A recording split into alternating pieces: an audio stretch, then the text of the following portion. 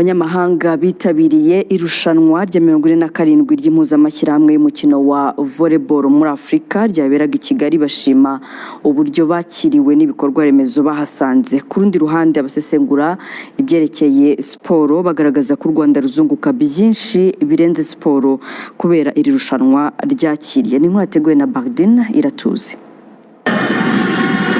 Kuva tariki 20 z'ukwezi gushize kwa kane, abakunzi b'umukino wa volleyball muri Afurika bari bahanze amaso Kigali,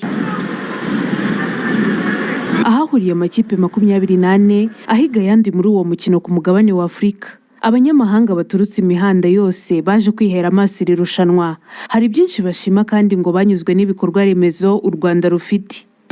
This is my first time coming to Rwanda. N'ubwa mbere nje mu Rwanda, kandi twaje turi itsinda ry'abantu batandatu tugamije kurusura no kurumenya neza.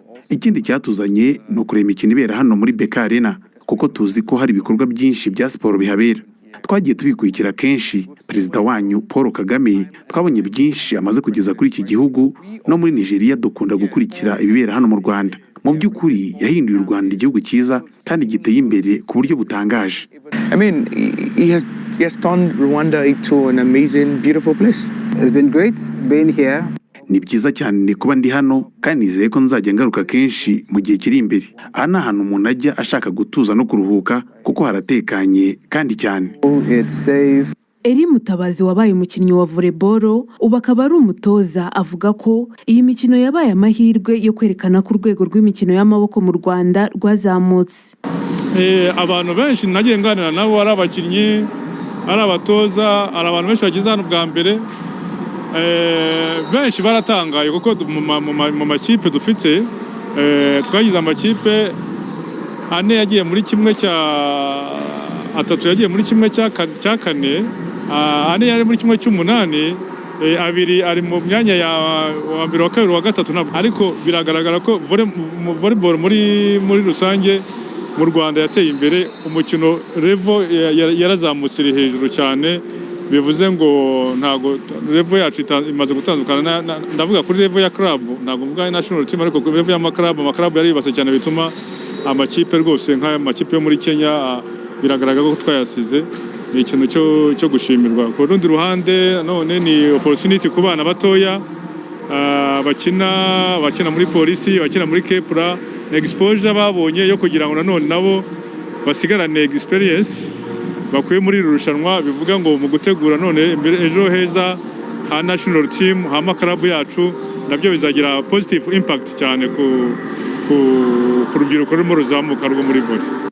Mutabazi kandi akomeza avuga ko u Rwanda rwungukira byinshi muri aya marushanwa birenze urwego rwa siporo.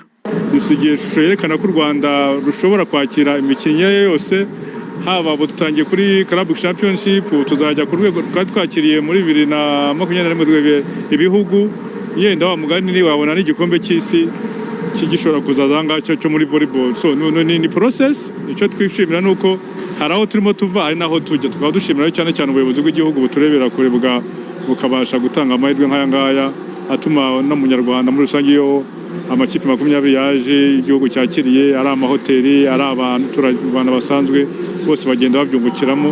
Ni ikintu gishimishije cyane. Navuga ko rero isura y'igihugu cyane no kugurisha isura y'igihugu nziza. Ari abantu benshi babonyemo abazungu n'abanyamahanga benshi, abakinnyi benshi baturuka mu yandi maklub yo Europe, muri Asia, muri Amerika. Iyo baje bakabona dufite amazu nk'aya ngaya, jumlaze nk'izi zifite ubushobozi bwo kwakira irushanwa nk'iri ngiri, nabo ubwabo ni abavugizi bagenda batangarira igihugu, kandi bakagenda none badufasha no kugurisha ishusho y'igihugu muri rusange. Iyi mikino yaberaga muri BK Arena na Petit Stade yabaye umwanya wo kugaragaza ibikorwa remezo igihugu kimaze kugeraho. Aya marushanwa yaberaga mu Rwanda asize rwanditse amateka, kuko aribwo bwa mbere ikipe y'u Rwanda igeze ku mukino wa nyuma w'irushanwa nyafurika.